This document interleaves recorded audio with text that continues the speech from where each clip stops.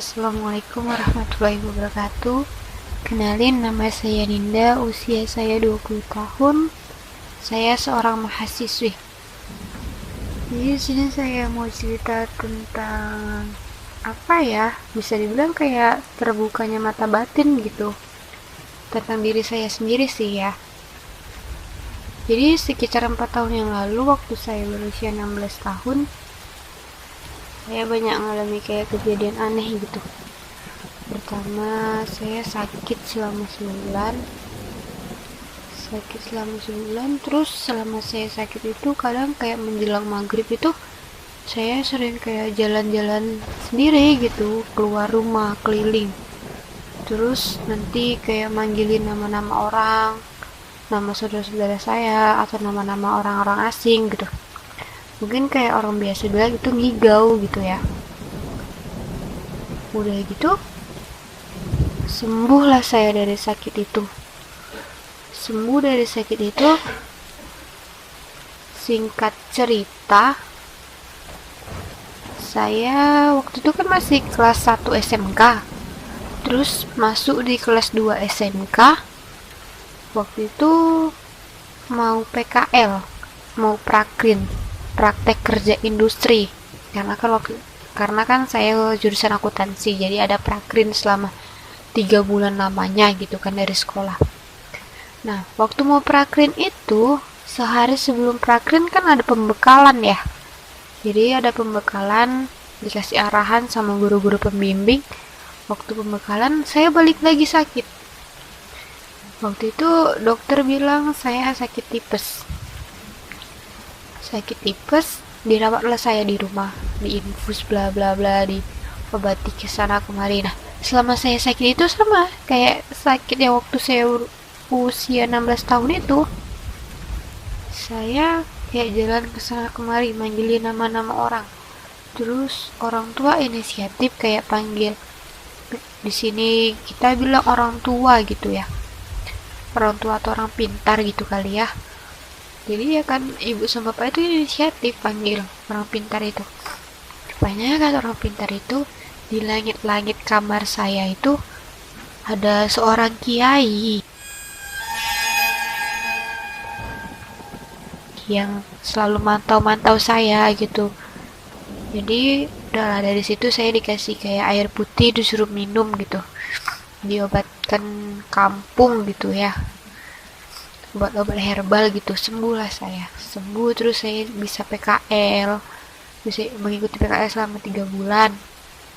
Nah, udah selesai saya PKL. Nah, sebelumnya nih masa PKL itu di kantor itu ya kan, saya PKL-nya di kantor.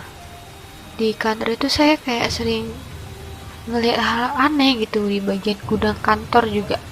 Gudang kantor itu kan kebetulan terhubung sama dapur juga ya, dapur sama kamar mandi. Saya sering di situ kan kadang dapur buat minum gitu atau ambil piring mau makan gitu kan, dapur kantor. Gitu saya kadang kayak di belakang saya kayak ada sekelibat anak kecil yang lewat gitu kan. Terus nanti kayak di samping dapur atau gudang itu kan ada tangga yang menghubungkan lantai 1 sama lantai 2.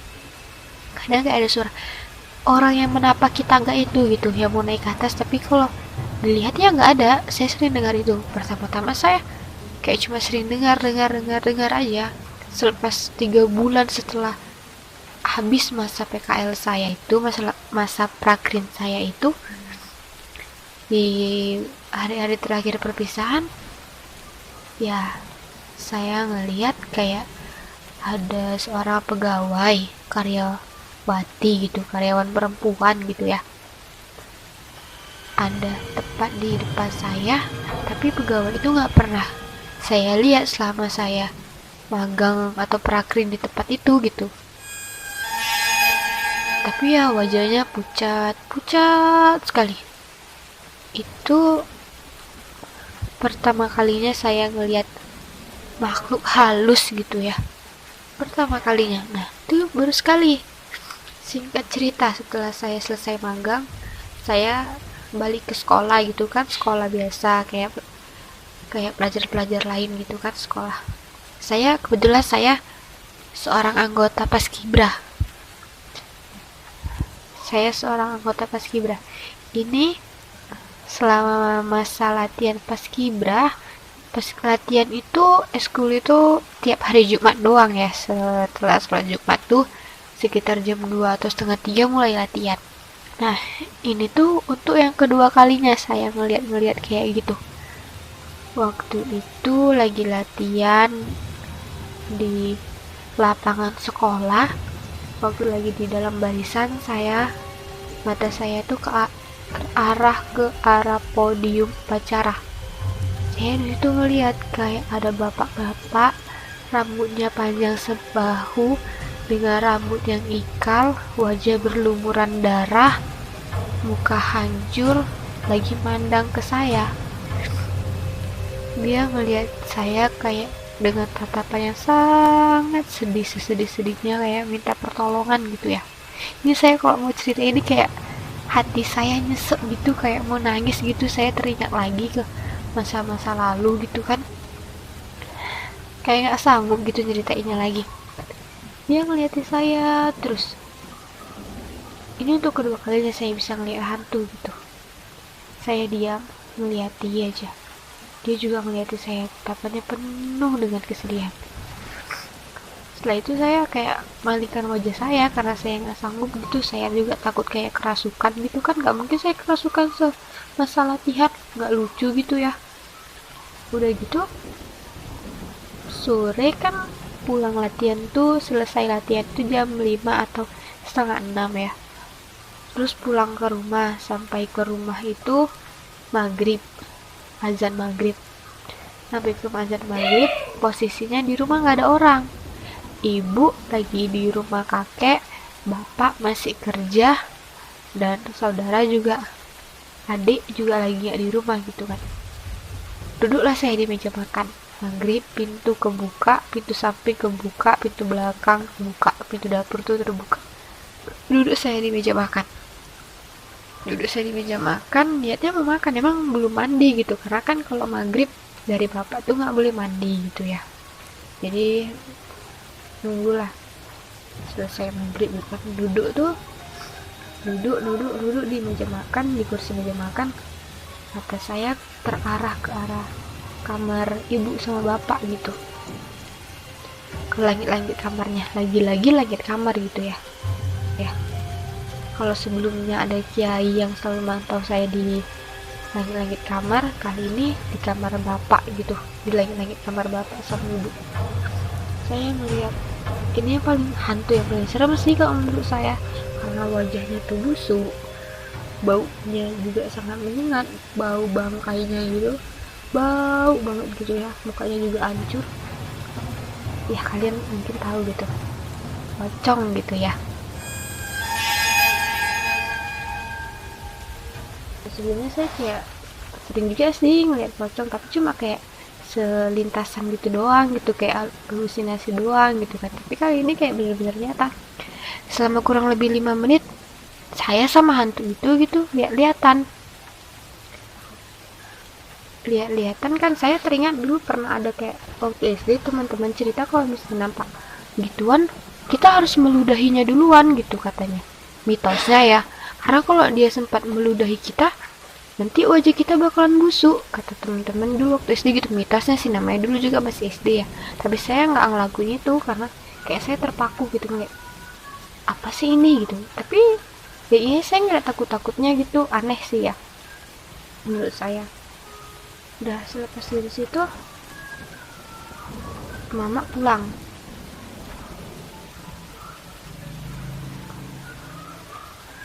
Ya kan, bilang lah tuh ya kan, bilang gini, tadi mbak lihat pocong lu di itu kamar, di langit-langit kamar itu. Terus dijawabnya gini, alah mana mungkin, kayak gitu. Tapi kayak percaya gitu sih ya responnya. Terus bilang ke bapak juga.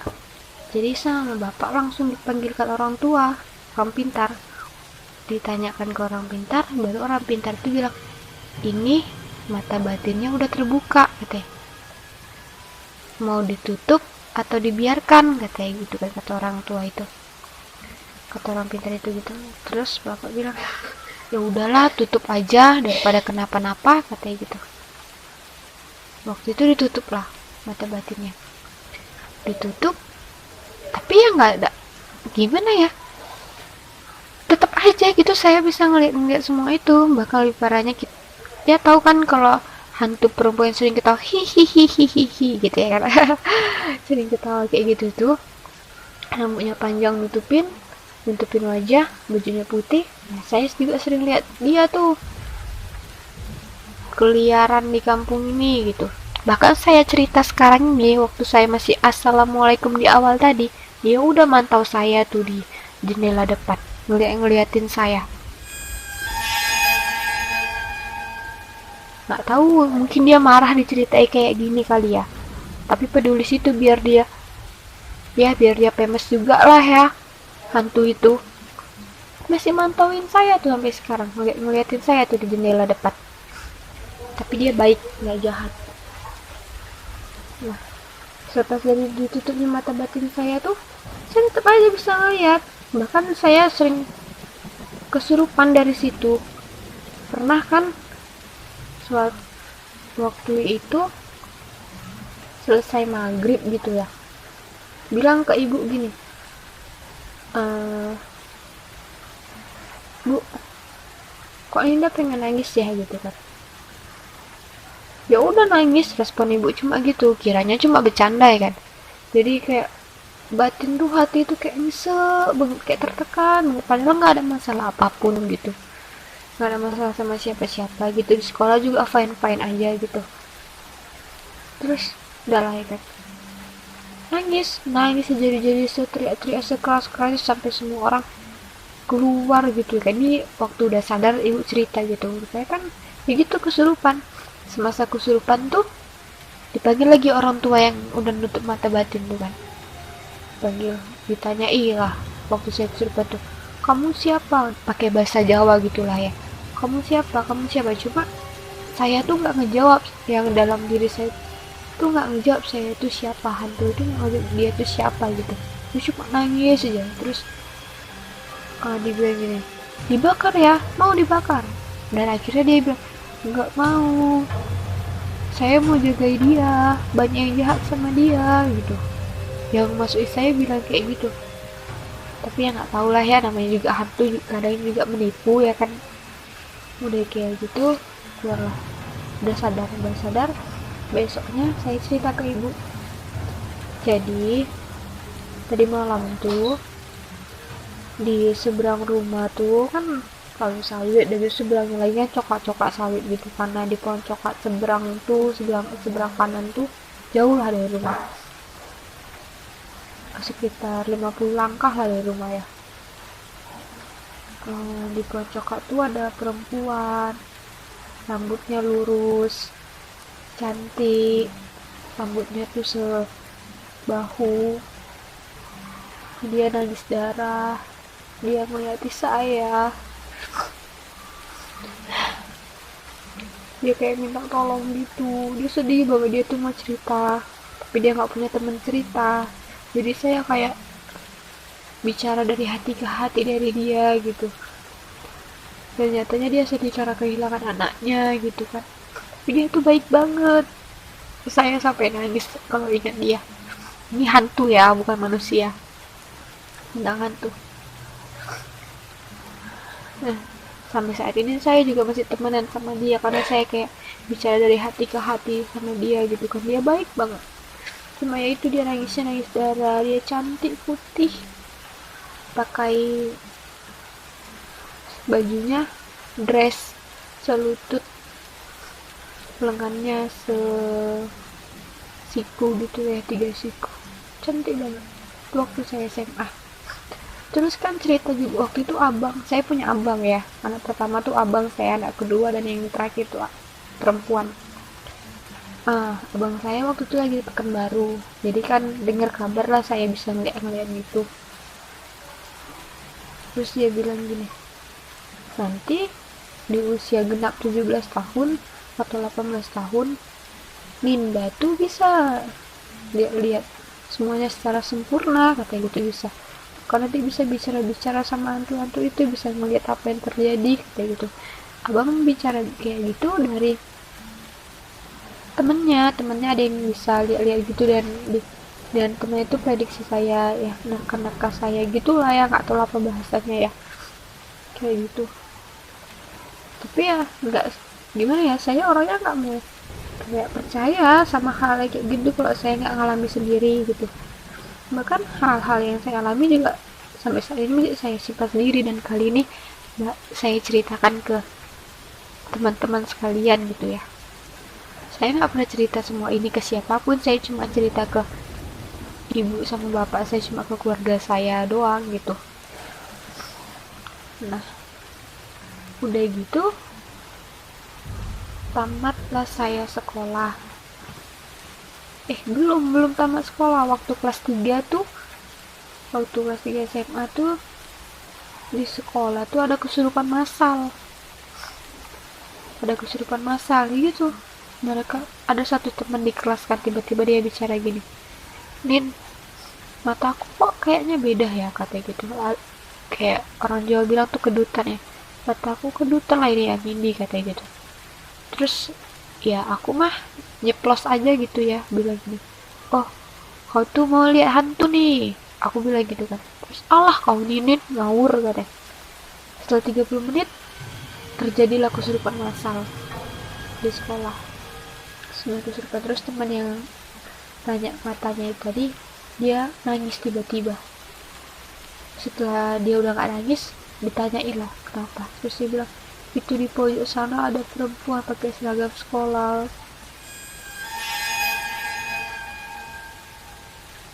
Dia ngeliati aja, tetapnya sedih, kata temen gitu. Terus aku lihat yang arah pembicaraan dia tuh, bener aja ada gitu ya. Cuma ya sebenarnya nggak ganggu, dia cuma mau ngobrol doang gitu. Tapi kadang kita juga kayak salah tanggap gitu ke mereka itu. Sebenarnya masih banyak lagi sih kelanjutannya. Dan singkatnya tuh ya, waktu semester 1 di masa perkuliahan, ada salah satu teman perempuan ya, memang dia tahu latar belakang saya gimana, penglihatan saya gimana. Dia nyaranin saya untuk ikut rukiah. Saya pertamanya kayak nolak gitu, untuk apa gitu kan ya. Tapi ya udahlah, saya ikuti rukiah lah saya. Waktu saya ikut rukiah itu ya kan di dekat kampus, udah itu di kota itu gitu ya kan, di kota, di masjid gitu kan, di masjid D gitu ya kan. Saya ikut rukiah, terus sebelah saya itu ada kakak-kakak, cuma sudah menikah gitu ya. Ya ngobrol-ngobrol lah dikit. Adik kenapa, katanya kayak gitu. Gak apa-apa, cuma mau rukiah aja biar tenang hati, aku bilang gitu.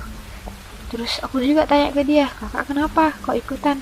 Dan dia bilang, ya kakak sering marah-marah, ngamuk gitu, kayak nyakar-nyakarin entah apa gitu. Nanti kalau ditegur sama suami, kakak tuh kayak nggak senang hati, terus ngamuk-ngamuk, maki-maki gitu kan, nangis, nanti tiba-tiba teriak-teriak gak jelas di rumah, kata kakak itu gitu. Duduklah kami bersebelahan waktu proses rukiah berjalan, mengikuti semua apa arahan ustadz.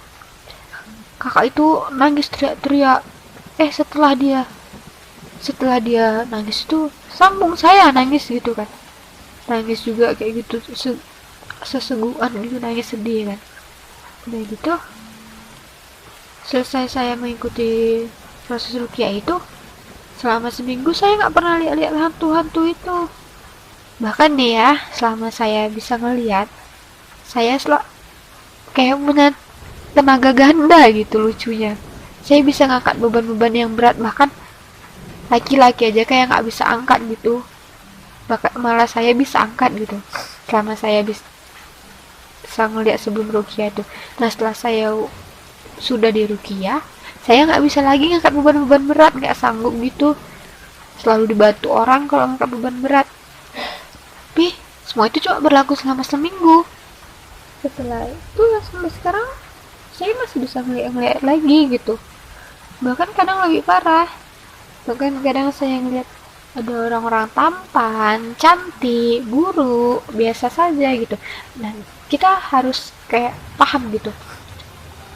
Jin atau hantu yang kelihatannya tampan tuh belum tentu hatinya juga tampan atau cantik atau baik. Justru mereka tuh yang paling jahat. Nah, sebaliknya, yang buruk juga belum tentu hatinya buruk, justru hatinya yang cantik. Ini selama saya cerita kayak gini, jujur nih ya, tangan kiri saya ini berat sebelah loh.